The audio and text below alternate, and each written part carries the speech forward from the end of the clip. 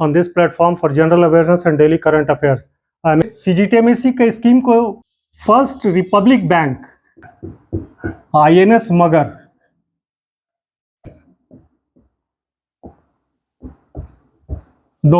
Bank of Baroda के MD and CEO बन रहा है.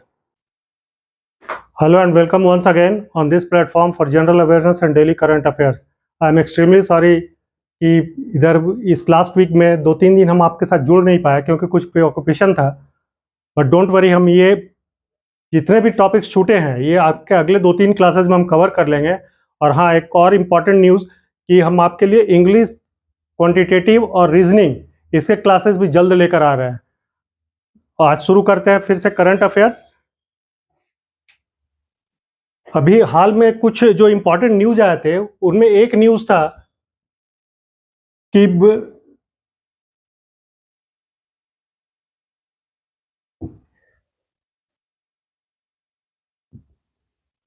MSME मिनिस्टर ने अभी हाल में CGTMSE के स्कीम को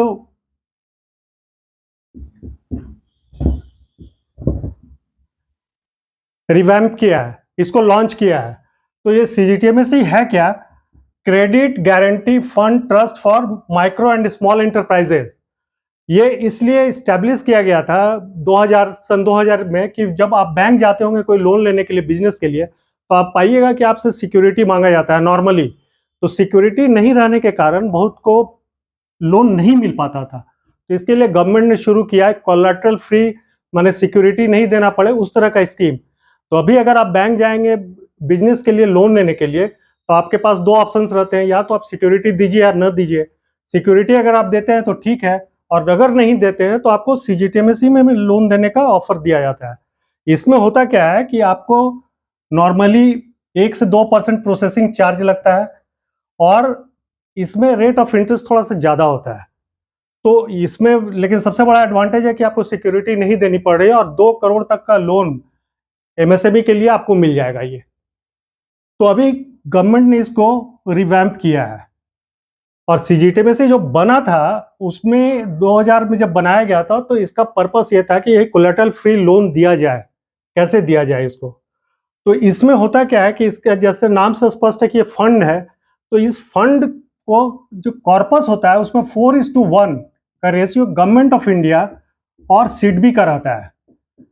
यानी कि गवर्नमेंट ऑफ इंडिया जो है वो 80% कंट्रीब्यूट करेगी और SIDBI ये 20% करती है. तो SIDBI जो है इसका हेडक्वार्टर है लखनऊ में और इसको बनाया गया था सन 1990 में विथ ए पर्पस कि स्मॉल स्केल इंडस्ट्रीज या बिजनेसेस को, MSME को कैसे डेवलप किया जाए, कैसे प्रमोट किया जाए और कैसे उसकी फाइनेंसिंग की जाए, उसके लिए किया गया था ये. तो ये गवर्नमेंट के साथ मिलकर इसका CGTMSE का कॉर्पस करते हैं. तो इसमें जब आपको लोन दिया जाता है तो इससे कवर किया जाता है कोलैटरल फ्री लोन में. तो अभी इसको रिवैम्प किया है हमारे मिनिस्टर साहब ने. उसमें रिवैम्पिंग का 3 बेसिक पॉइंट है. पहला, जैसा हमने अभी आपको बताया कि अगर आप CGTMSE में लोन ले रहे हैं तो आपको कुछ फी देना पड़ता है. तो अभी रिवैम्पिंग में क्या है कि जैसे मान लीजिए पहले आपको 1000 रुपया फी देना था तो अब उसका 50% हो जाएगा, यानी 500 रुपये फी देना पड़ेगा. तो इससे क्या है कि बोरोवर को आराम होगा, कम फी देना पड़ेगा. दूसरा पॉइंट जो है वो है कि अभी तक 2 करोड़ MSME लोन तक के लिए CGTMSE गारंटी कवर था. अब इसको बढ़ाकर 5 करोड़ कर दिया गया है. मतलब 5 करोड़ का MSME लोन तक के लिए आप CGTMSE स्कीम को ऑप्ट कर सकते हैं, इसमें मिलेगा. और बैंक को का रिस्क जो है वो यहाँ तक 5 करोड़ तक थोड़ा सा कम हो जाता है. क्यों?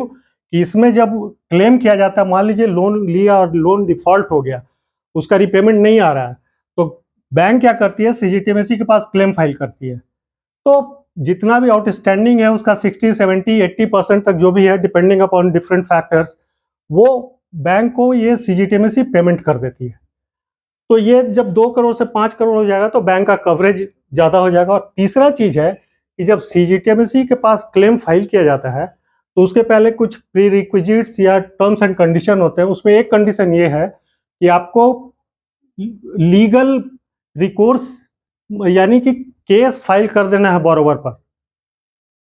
आपने उसके लिए क्या क्या किया, लोन रिकवरी के लिए क्या क्या किया। ऐसा तो नहीं कि आप एज ए बैंकर लोन देकर बैठ गए कि हमको सीजीटीएमएसी से क्लेम मिल जाएगा, नहीं। उसके लिए पूरा फॉलो करना पड़ता है कि आप लोन रिकवरी के लिए आपने क्या क्या किया है। तो उसी कड़ी में एक ये भी है कि आपको लीगल एक्शन भी उस इनिशिएट कर देना है। तो अभी तक ये था कि 5 लाख का लोन तक लीगल एक्शन वेव था, उसके ऊपर अगर आप करते हैं तो लीगल एक्शन जरूरी है। 5 लाख तक अगर आउटस्टैंडिंग थी तो अब इसको बढ़ाकर 10 लाख कर दिया है एग्जेम्पशन।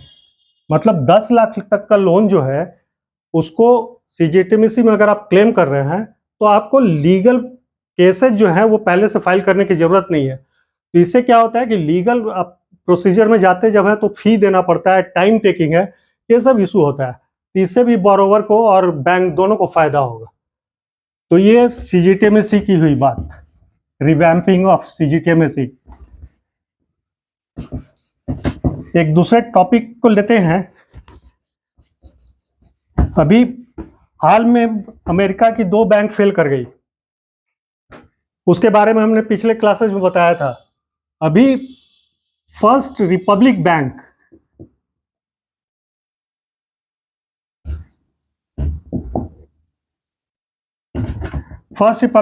जो अमेरिका की बैंक है, ये भी कोलैप्स कर गई।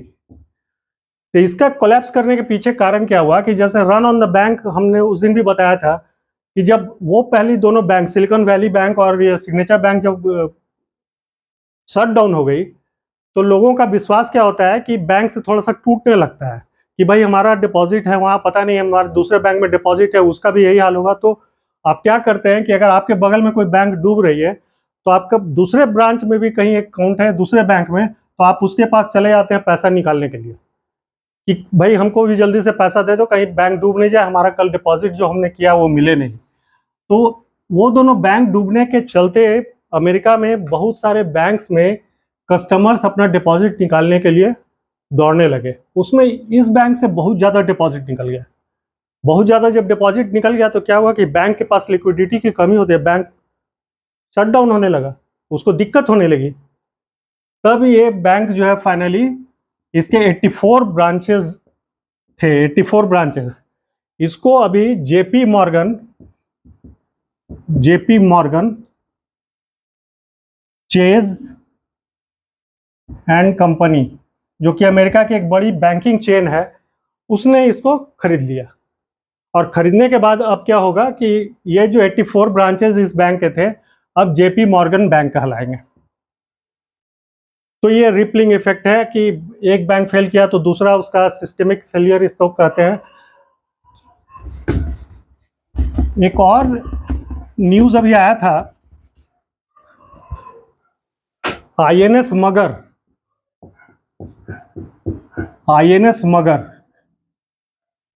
ये इंडियन नेवी की एक वारफेयर शिप है जो कि एम्फीबियन है। एम्फीबियन जो कि जमीन और पानी दोनों पे चल पाए। तो ये आज से 36 साल पहले करीब इंडियन नेवी में कमीशन किया गया था, इसको लाया गया था इंडियन नेवी में। अब इसको 8/5 को 2023 को डीकमीशन किया जा रहा है, मतलब सर्विस से हटा दिया जाएगा। तो इसके पीछे ऐसे तो आईएनएस मगर बहुत इंपॉर्टेंट ऑपरेशंस में जुड़ा रहा है पहले, जैसे ऑपरेशन पवन था जो कि इंडियन पीस कीपिंग फोर्सेज जो श्रीलंका में थी उनके साथ जुड़ा हुआ था, उनके लॉजिस्टिक्स में जुड़ा हुआ था। फिर पोस्ट कोविड मालदीव से इंडियन का इवैक्यूएशन में भी ये जुड़ा हुआ था। और 2004 में आपको याद होगा सुनामी आई थी, उस समय उस रिलीफ ऑपरेशन से भी ये जुड़ा हुआ था। तो बहुत इंपॉर्टेंट ऑपरेशन में ये जुड़ा रहा है। लेकिन चूंकि 36 साल हो गया है, अब इसके रख रखाव में खर्च ज़्यादा होती है और अभी इसीलिए इसको डीकमीशन किया जा रहा है। और फिलहाल ये कोचिन में ट्रेनिंग पर्पस के लिए काम लाया जाता है। तो आईएनएस मगर को हम लोग अब गुड बाय कहना होगा इंडियन नेवी को। एक अजेय वॉरियर 2023,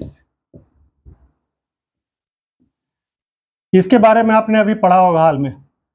ये क्या है, इंडिया और यूनाइटेड किंगडम का ज्वाइंट मिलिट्री एक्सरसाइज है जो कि बाइएनियल यानी कि हर 2 साल पर होता है। तो इस बार ये यूनाइटेड किंगडम या इंग्लैंड में सैलिसबरी प्लेन्स में हो रहा है। Salisbury plains. आगे बढ़ने से पहले सैलिसबरी प्लेन के बारे में आपको बताते हैं। ये एक कारण से बहुत इंपॉर्टेंट है। ये प्री हिस्टोरिक साइट जो स्टोनहेंज के बारे में आपने सुना होगा, स्टोनहेंज।